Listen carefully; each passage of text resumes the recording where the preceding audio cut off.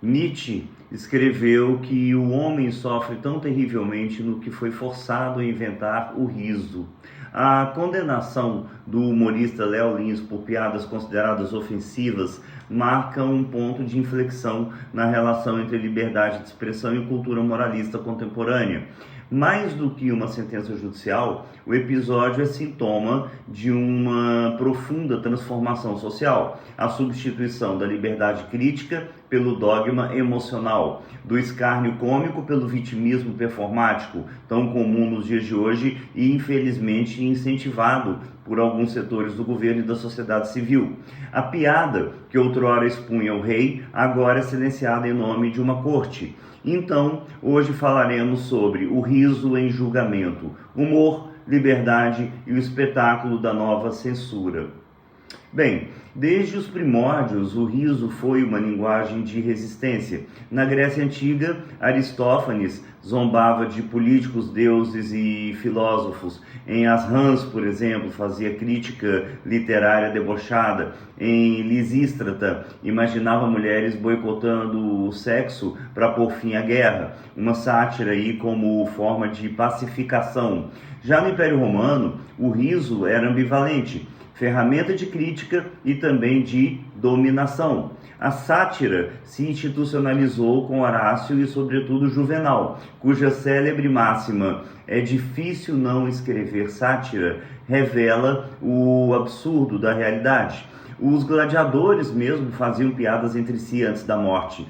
E figuras como o mimo e o palhaço popular, chamado Sânio, circulavam e criticavam as elites com gestos grotescos, a versão romana do bobo da corte. E, avançando alguns séculos no tempo, durante a Idade Média, como nós sabemos, o poder estava concentrado na igreja e na monarquia.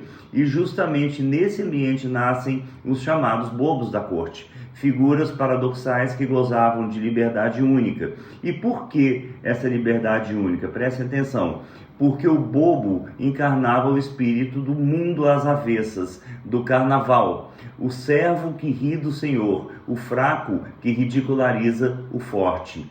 Os menestréis e os saltimbancos itinerantes desempenhavam função semelhante, combinando poesia, música, humor, percorrendo vilas e feudos e expondo em forma de cantigas os vícios da nobreza e os absurdos da vida cotidiana.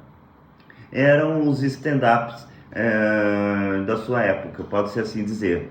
E adiantando ainda mais até o século passado, como não citar a figura magistral de Charles Chaplin, com seu vagabundo ingênuo que expunha a crueldade dos desdobramentos da Revolução Industrial e do autoritarismo. Em tempos modernos, ele satiriza a mecanização do homem. Em O Grande Ditador, desmascara Adolf Hitler com uma bola de sabão. Houve ainda Buster Keaton, com a sua cara impassível, que dramatizava o absurdo da existência e cujos filmes, aliás, são divertidíssimos. Ambos provaram que o humor é mais eficaz que o grito. Ele revela sem confrontar diretamente. Ele revela através do riso. O riso desarma, desmonta e expõe. E sobre o humor brasileiro, gente? O humor brasileiro, como todos sabemos, é o humor da irreverência popular. Transformou-se na patrulha do lacre recentemente e tem que ser muito medíocre para não perceber que estamos todos sendo mais e mais censurados a cada dia. O Brasil cultivou uma tradição robusta de humor irreverente, popular, frequentemente politicamente incorreto. Chico Anísio criou dezenas de personagens que zombavam de tipos sociais e estruturas de poder. Mazzaropi satirizava o homem do campo, rústico, ingênuo. Os Trapalhões, que eram basicamente compostos de um nordestino, um galã de circo, um mineirinho efeminado e um negro alcoólatra e flamenguista. Misturavam, sim, racismo, machismo e homofobia, mas o faziam dentro de um código popular de crítica social e de afeto. Jô Soares ironizava até mesmo presidentes da República com uma sofisticação que poucos imitaram. Nos anos 90 e 2000, surgem então grupos como Caceta e Planeta, que levavam ao paroxismo o humor escrachado, e mais tarde, para quem lembra, o grupo Hermes e Renato, que satirizava toda a cultura pop, do rock à religião, das novelas ao nacionalismo, em um estilo trash e anárquico, que seria hoje inaceitável. E daí eu lhes pergunto, como não enxergar esses grupos a continuidade dos menestréis, dos bobos e dos satiristas clássicos de antigamente? Hoje, com certeza absoluta, todos esses caras estariam presos, mas aí, em algum dia dos últimos 15 ou 20 anos, no máximo, até menos, chega ao Brasil, importado dos Estados Unidos e que agora vem pagando um preço altíssimo por essa idiotice, preço esse sobre o qual eu falarei em outro momento, a cultura woke e o império do sensível. A cultura woke é um termo originalmente associado ao combate à injustiça racial, mas que se tornou uma nova ortodoxia moral, baseada em hipersensibilidade, na censura simbólica e nos justiceiros informais das redes sociais. Ou seja, numa gente insuportável, eu diria. Se você acorda e se sente incomodado com a sua suposta reação de alguém por conta de sua obesidade mórbida, que você acha linda até você morrer de insuficiência cardiorrespiratória, ou na sua anorexia, ou na sua ideologia política sem pé nem cabeça, ou sua identificação pessoal com algum animal, ou com seu bebê reborn, aí pronto, você já é excluído, uma vítima de algozes que não podem sequer comentar sobre as suas bizarrices. E são bizarrices mesmo, não existe outra palavra.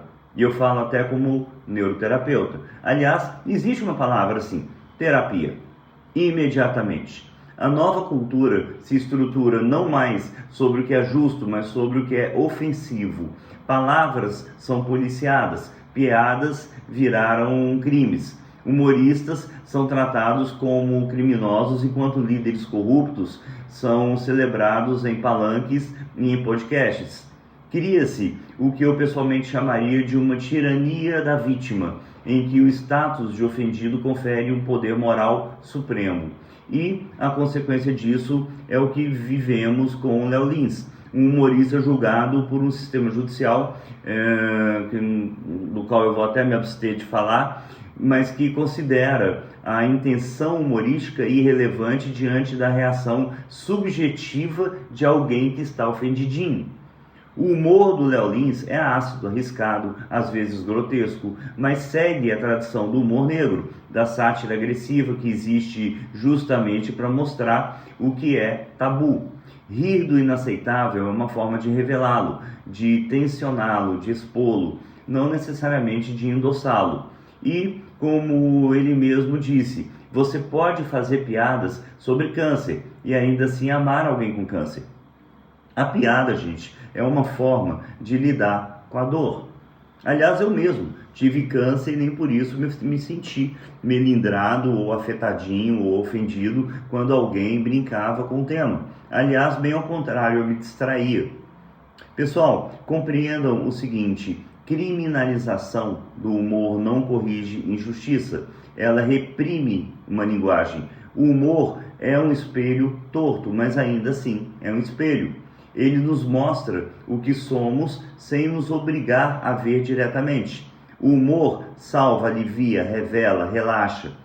Condenar um humorista pelo conteúdo da piada é, no fundo, dizer que o Estado pode definir o que, de repente, pode ou não ser motivo de piada.